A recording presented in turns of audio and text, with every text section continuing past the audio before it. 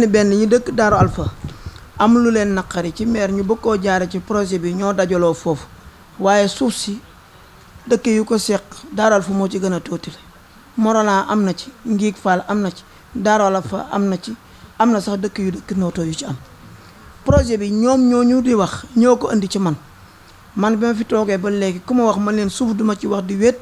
ñaareel ba zone classée laa yor ay cuvette laa yor man ngaa bay waaye mënoo am sax titre de délibération ci wetu géej gi deuxième élément bi mooy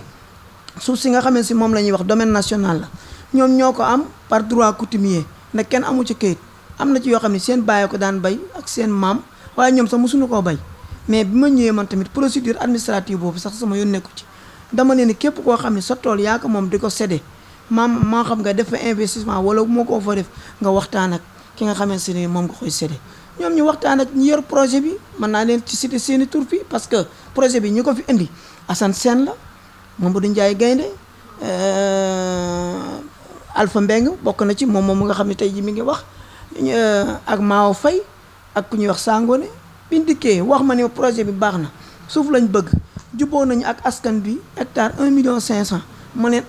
loolu day tuuti na de man de sama suuf bi ma doon sama pap maa ngi koy bay ndax man temps yi gros producteur la jënd naa tamit hectare benn barki démb 10 millions waaye yéen a xam comme waxaale ngeen nag ba ni pare ngeen man sama yoon nekku ci waaye daal man balaa kenn jot xaalis dinaa enquête te ku jaay tamit wala ku séddee sa suuf dinaa am document bu wér ni li ngay séddee yaa ko moom ma waat leen mairie ni leen yéen est-ce que da ngeen a bëgg a jaay seen suuf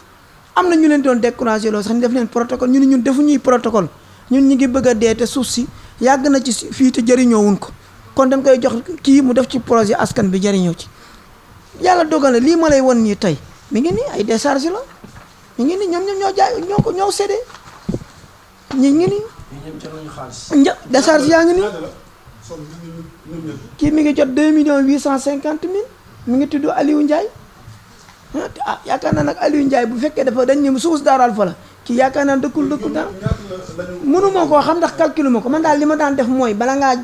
am jot benn dërëm mu wóor ma ni li ngay jot yaa ko moom pour na ko document yaa ngi nii am na yu nekk ci biir projet bi du tey ça fait 2 ans c'est que dañu am benn problème politique bu ñu ci bëgg a régler des retraités yu nekkoon Dakar yoo xamante ne nii vraiment amuñu sax kër biir Daaru Alpha ñoo ñëw dajaloo tey à la 3e jour de la tabaski bëgg a créer benn collectif tur yi ñoo joxe seen suuf naar bi tamit wax dëgg yàlla signé na protocole ak commune bi pour am lu ñu dig ndax fii ñi fi daan utiliser suuf si commune bi yëpp bi ma ñëwee la protocole di am waaye ñi fi daan jiitu ñëpp dañuy ñëw rek bay dem. protocole bi déjà def na social commune bi mu amee feebar bi jënd na ceeb 5 tonnes jox ko ñi nga xam ne ñoo nekk Daaru Alpha di liggéey ci tool bi plus de 150 jeunes ña ngay liggéey ci tool bi actuellement nii te dafa nekk ci phase d'essayement. 3e élément gàmmu Daaru Alpha fi passé jëndal na ay teranga yu bari andi ko ci dëkk bi ba ci gàmmu ren gi ci 2e gàmmoom projet bi 2 ans la defagul amagul sax ndox parce que def na forage baaxul mu defaat forage baaxul actuellement dafa loué forage kon bala nga koo jël protocole bi di ko tegal da ngay bàyyi ba mu démarré suuf si ñuy wax naan maire ko séddee man jaay ma sama suuf si ma sama papa bàyyi leen maa ngi koy bay jëndaat naa suuf barki démb maanaam séddewaat nañ ma suuf barki démb benn hectare koo xam dafa ma sës 10 millions la ma laaj ma jox ko parce que maa ngi koy exploité ñoom nag ñoo xamul xaalis wala ñoo def la leen neex ci seen suuf waaye buñ ma tuumaal seeni tur a ngi nii nag xam nga ni bii xaalis demul sama poos ay tur la mi ngi nii waaw am na fa nag ci biir projet bi ñoo xam ne dañ ni jaayunu ñoo ñëw commission domaniale wutal nañ leen yoon pour ñu dugg ca biir di dem di exploiter seen tool am na ñoo xam ne ba léegi nag ñi ngi marchander ak naar bi ci yokkal ma jaay la non kon naar ba moom tool ba nu muy def ba dugg fa ma ngi fay dugg population bay liggéey ci tool ba ñu ngi fay dugg kon kay yow mi nga xam ne personne lam daa nga am fa sa suuf ñu identifier ko kenn du la aaye nga dugg fa te loolu bu amee da ngay ñëw ci conseil municipal bi ni leen maire kat sama tool bi mënu fa dugg fii am nañ ci exemple patent am na fi ñoo xam ne avant may nekk maire am na fi tool boo xam ne benn tool bu ndaw la moo nekkoon ci biir tool bu mag ba léegi ni tool baa nga fa c'est que dañoo dégg problème ndengaleer bi ñuy wax yaakaar ni lay doone somb lay c'est pas les mêmes ñii danoo jaay encaissé seen xaalis ñu ci genn wàll gi Dakar lañ tëddoon di gundaandaat ba heure bi ñu retraité kenn ki sama 2e adjoint la bi mu projet bi 173 hectares yi voté woon na ko il était pour le vote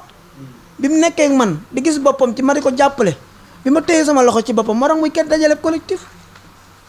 problème intérêt dong moo tax mu leen di dajal mi ngi nii document yaa ngi nii lii ku ku fekkente ne jaayoo sa suuf si ñëwoon nañoo porté ma plainte ñu ngi nii nañoo porté ma plainte ñu ngi nii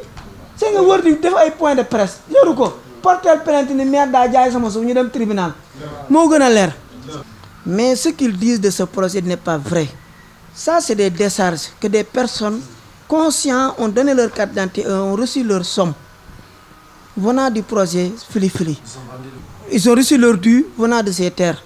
Maintenant, le problème qui se pose, c'est qu'il y a quelques personnes qui veulent créer un collectif parce qu'ils ont entendu parler de Ndingler. Ce projet-là, depuis 3 ans, le Fili Fili a commencé à exploiter. Il a embauché 150 jeunes. De Darou Alpha, il a donné 2 fois des aides pendant les 2 gamous, 2019 et 2020. Aujourd'hui aussi, il a aidé la population de Darou Alpha pour la maladie. Donc, il ne me donnait pas directement les dons, mais les personnes qui ont installé le projet, qui l'ont amené là-bas, il les donnait directement les dons qu'il donnait. Maintenant, nous avons signé un protocole avec Fili Fili, qui vient juste de commencer, qui n'a même pas encore un forage, qui a loué un forage pour démarrer. Donc le protocole ne va pas démarrer. Maintenant, les personnes qui disent que le maire a vendu leur terre à un prix dérisoire, ils n'ont qu'à me porter plainte. Parce que les personnes qui ont vendu, leur nom est là. Leur décharge, c'est eux qui ont encaissé. Hein? Il y a des personnes qui ont encaissé. Combien vous avez lu? 11 millions. Ils l'ont encaissé de leur poche. Maintenant, si une personne lambda a des terres qu'il a acquis du droit coutumier, qu'il a cédé à un autre, le maire ne peut que vérifier si la possession est avérée. Mais le conseil municipal délibère. L'hectare est vendu à combien? Ils l'ont cédé à un hectare à 1,5 million.